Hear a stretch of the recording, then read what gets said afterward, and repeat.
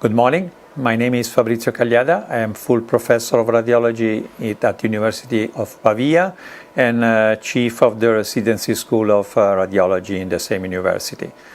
Formerly, I was the director of the radiology department of Policlinico San Matteo, and now I am opening a new ultrasound unit in the Casimiro Mondino Neurological Foundation, also in Pavia.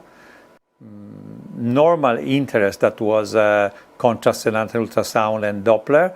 Now I'm moving to a neurological direction, to the examination with ultrasound of peripheral nerves, both in trauma and degenerative disorders. And we try to do that by diagnosis and also by interventional to try to understand how to repair something. In my normal life, I'm also vice president of the Italian Society of Radiology and general secretary of the Italian Society of Ultrasound. The talk of today is about color Doppler of the renal artery stenosis, diagnosis, method, scans, tips and tricks.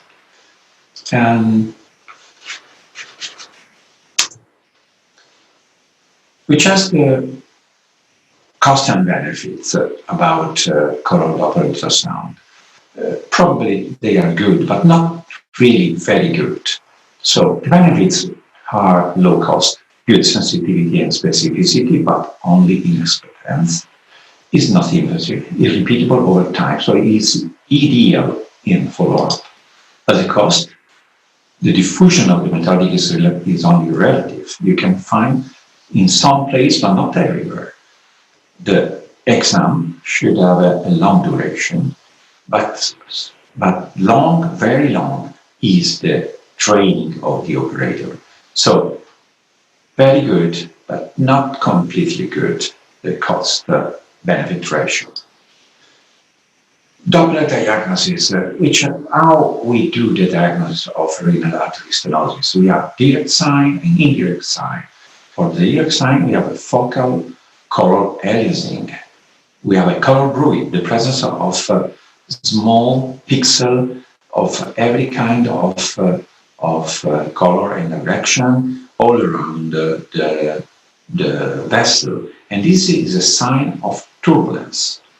The velocity should be more than 1 meter 80 centimeters per second. We can approach also a renal artery ratio, R, more than 3.5. I really don't use so much, but anyway, it's described in literature, so we need to mention.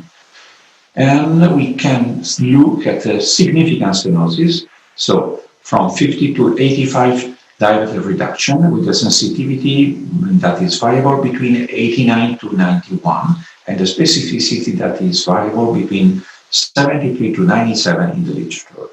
Indirect sign, we have the increase of the time to maximum velocity more than 0.07 second, and the velocity of rising more than 3 meters per second, and we have differences in resistance index more between the two different left and right, more than 5%. We can judge in this way only the severe stenosis, so more than 85 diameter reduction. This is evident in all work of Michel Fortuny, that is making experimental work, but the sensitivity is only 25%, so very, very low, and the specificity is very high. So we can be sure that we encounter this kind of sign. This is related to a severe stenosis, but severe stenosis should be there, and you cannot see any one of these indirect sign. But okay, now we talk about direct sign. Peak systolic velocity more than 1.8 meters per second. Post-stenotic turbulence, RAR more than 3.5. probe detection of stenosis more than only 50%, and anatomical identification of the site of stenosis. So we look and we see the presence of stenosis versus length of the exam time, the operator training, as we told, difficult evaluation of supranumerary arteries. Okay, now we look at the aliasing in one of these renal artery. You see the two renal artery on right, but only one has stenosis. And if we measure there, we see a velocity of 2 meter point 24. So we are sure that is a stenosis significantly, and we have a resistance index of 60%. And this is important. Why we look at resistance index? Because we have a very old but absolutely important work for Rademacher in the New England Journal of Medicine 2001 that say that if we have a resistance index more than 80%, it's better to don't dilate, because in those patients probably we will observe a renal insufficiency in some months. So the idea is the resistance index is correlated to the possibility of making a dilatation and stenting of the artery. So we need to look to the resistance index, otherwise we are we risk to go dilatation, make dilatation and stenting in patients that will not improve but make worse after dilatation. So look at other example. In this case, we have aliasing, but we have also this bruit over. And this bruit is important because we know that when it's present, it's probably because there is a stenosis. We increase, in this case, the sensitivity, and we look better and we see there is a stenosis with a velocity over 200, and the resistance index is 70%. So the indication of a dilatation is good, but we are at limit in this case. Another case, we have aliasing and a very important bruit. So there is turbulence here. We increase the velocity, we see from 39 to 89, just to look at the presence of the synoptic tract. And we measure here, we have a velocity more than 200, and we see that the resistance index is over 80. So in this case, surely we don't have the possibility to make a dilatation, because the patient will have will lose the use of the kidney, and we don't have any benefits of dilating. Another example here, you see the presence of aliasing here. We measure and we see fixed systolic velocity 193 with the resistance index over 80. So even in this case, probably there is not the indication of make dilatation. Another case, aliasing here, right artery. We look here, and we have over velocity over 200, and no indication of any dilatation, because the resistance index in the kidney is 100%. So no benefit for the patient to make any dilatation.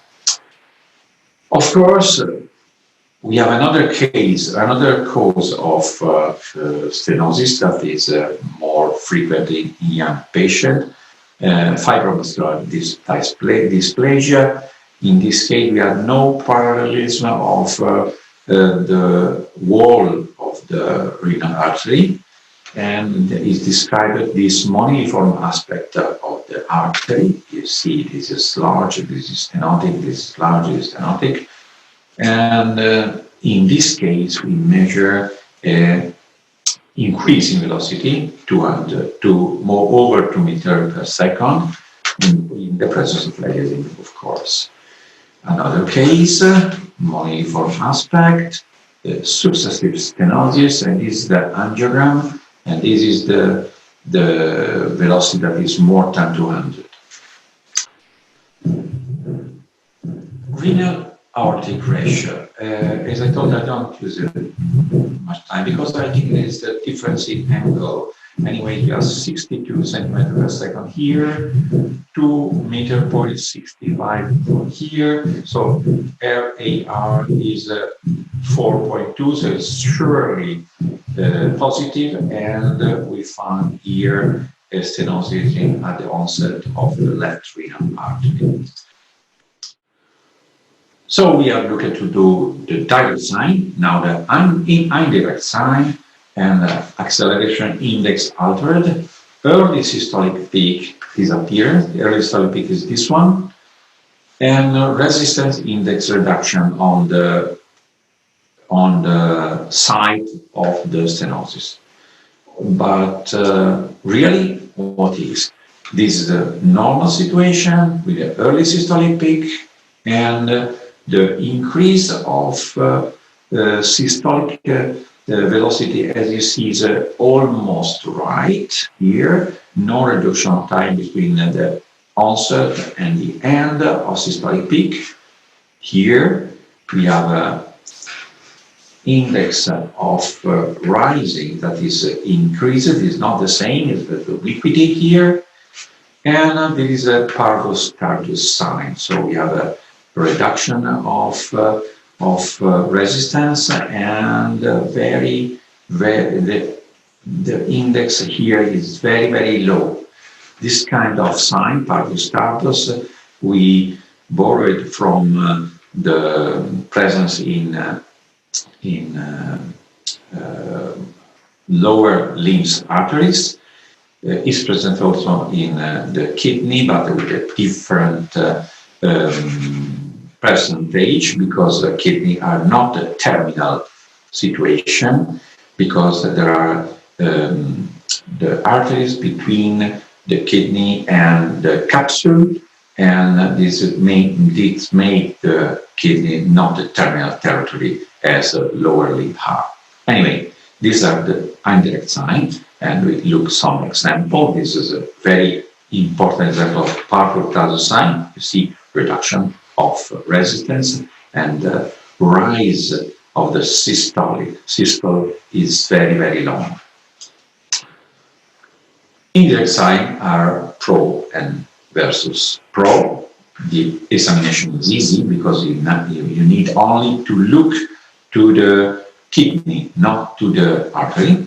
The operator training is very reduced. The identification of stenosis, you can guess the presence of stenosis even in a supernumeric arteries. You look at the upper pole, middle vein, lower pole, so you can guess the presence of the stenosis even in a lower pole artery.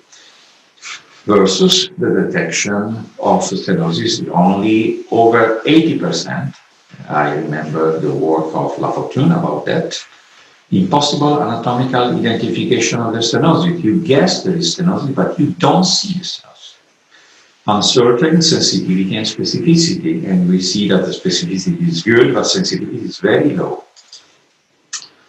Now, some suggestion on how to perform the exam. And we start with the scanner. We need an ideal scanner. An ideal scanner is made by the presence of the coupling, imaging, and Doppler frequency, which means that I can use the higher frequency for B mode and lower frequency from Doppler, both color and spectral. And the Doppler frequency is better if it's low than 2 megahertz. Why that? Because it's a presence of Doppler physics. When I need to measure something that is very high velocity, but this high velocity is in the deep, I need to have a reduction of frequency, because otherwise I cannot measure. You can measure very high velocity when it's in a superficial way, mean carotid, but I cannot do the same on renal artery that is very low, very deep. Tissue harmonic is important. Variable radius convex probe is good because I reduce the work of the probe. Variable color pixel size is nice thing, is important, but not really fundamental. I think the first two are really mandatory. Otherwise, you cannot do every kind of examination. You can do sometime, but not every time. Now, why we don't need to use an anterior approach that is normally used by many? Because in this case, the presence of the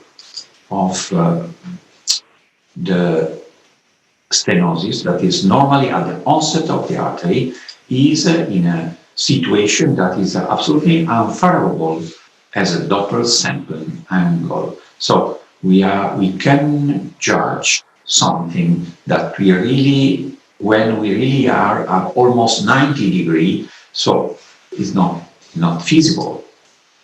We can have an oblique anterior approach with something better, but the Doppler sampling angle is often unfavorable. So I prefer personally a completely different approach with oblique coronal approach in right lateral decúbitus in this way I see the vena cava here, and I see a small circle just under the vena cava, and if I move a little bit, I see that I use color, I see this presence of color here. This is the right renal artery. I make just a small moving of the probe and obtain this situation that is called banana peel view, because I have here the vena cava. This small circle here now is evident that is the right renal artery, but I see also the left renal artery just here. So this is the banana, and these are the peel, right and left renal artery. And of course, with color, this is the right one, this is the left one, going in a different direction. And I can also in this way look at the presence of aliasing and measure, in this case, not a significant stenosis. Here, the same thing on the left.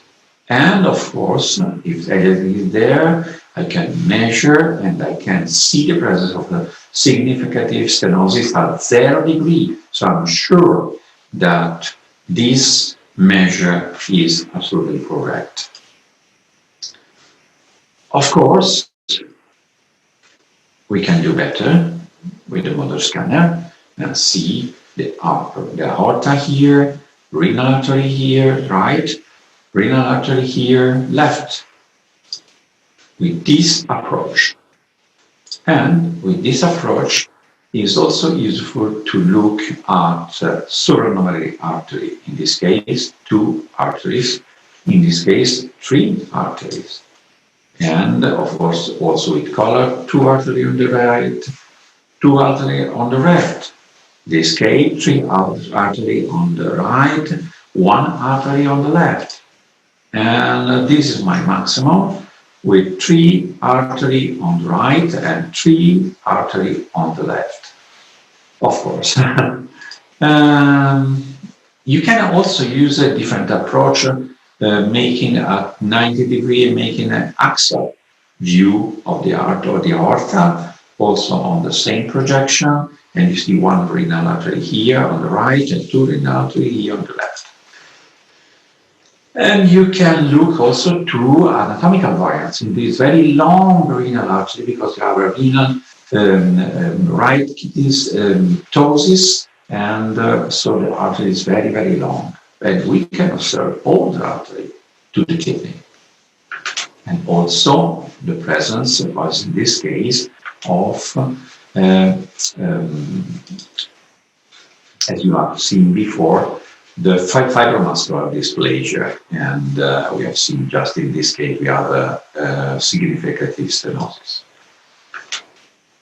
We can make a possible axial approach, so we can have the aorta here, all the right renal artery here, and we look all the artery in the same view, also here. And okay, here, approach, aorta here, the origin of the renal artery, and all the renal artery to the kidney here. So I can control all the artery in the same view.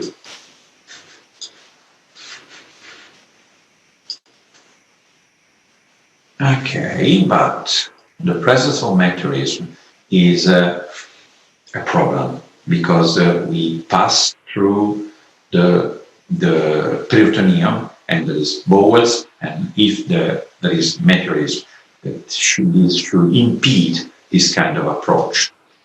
In this case, you just put the probe a little bit higher, a little bit on the flank of the patient, and we pass without or outside the peritoneum or almost outside of the peritoneum. Look, okay, this both on the right and in the left approach. But, okay, the same thing. But the problem is that increase the distance between arteries and transducer, and it means that we need a low frequency Doppler probe. So both the anterior approach and the coronal approach are good, but if you try to use every time in every patient, this approach is almost perfect, but it's perfect if you have a low frequency Doppler, otherwise you cannot reach. In some case, even this situation is not good, and we can go a little further posterior, so we transpass completely outside the peritoneum from the liver and the kidney. In this case, unfortunately, the quality of B-mode is very, very low, but the quality of the artery and the Doppler is very, very good because you are almost at 0 degree. And in this case, you can look the presence of a small stenotic situation, not significant in the middle portion of the renal artery, right renal artery in this case. Of course, the distance is increased more, and you need more low frequency Doppler. With this kind of approaches, you can do a renal artery examination in every patient. I think I do this almost every day, and probably in 1 year, ever 1-2 cases that renal artery examination, complete renal artery examination is impossible, but almost every patient is feasible with this kind of approach. And now, spectral Doppler signal detection. That is probably the most difficult portion of the exam. Why? Because it depends on equal parts on the operator's ability and on the patient compliance. Because many patients cannot suspend their respiration for a small amount of time. And if you ask them to please stop breathing, they think the good thing is to continue breathing in a more frequent way. So it's difficult to do. And the scanner used is never a limitation, but of course is correct use, yes. And we try to understand which is the correct use. Okay, the correct use is to choose a good Doppler window. In this case, you see we have a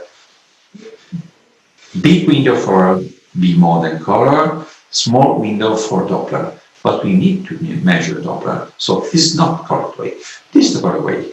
We divide vertically the Doppler window in big for B-mode and color and big also for Doppler signal. This is the good way because we need to measure this. We don't need this. We need this only to understand where we are. But we need to measure this.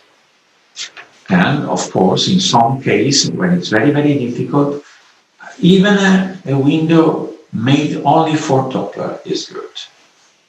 Another good thing we need, and we'll explain this better later, when we measure the resident index, we put a caliper on the peak systolic and another caliper normally on the end systolic.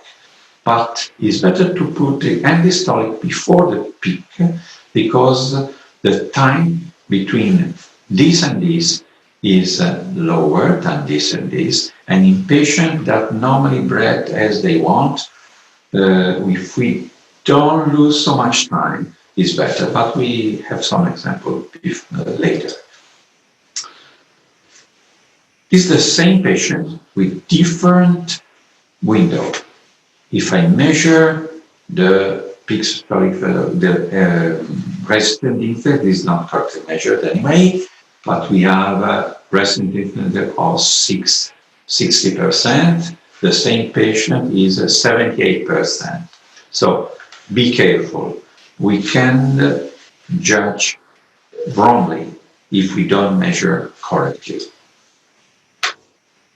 Another thing about Doppler signal, please, even if you have a good window this way, if we have a very high velocity here, this is not good. We can cover all the window with a Doppler signal because the best way to measure, don't measure with very low signal here, but measure please on a bigger signal where to look at the resistant index is easier with less possibility to be wrong. Another way, in this case, here and here. And the Doppler is very big and we can measure correctly. Why did? Because this normal patient, look at this, just one single systole-diastolic complex measurable because the patient is breathing and I have the chance to measure in only one possible. So I measure here because it's present, here because it's present. I cannot measure here. I cannot measure everywhere in any other portion of the signal because the presence is breathing and I have not a good systole-diastolic complex. So if I take one, the best thing is to measure here, otherwise I cannot have any possibility.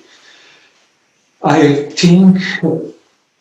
hope you like this presentation about renal artery. It's a little bit difficult Doppler application, but if you have a patient and you try to use the approach that I described, you surely will be able to have a good result. Thank you very much for your attention.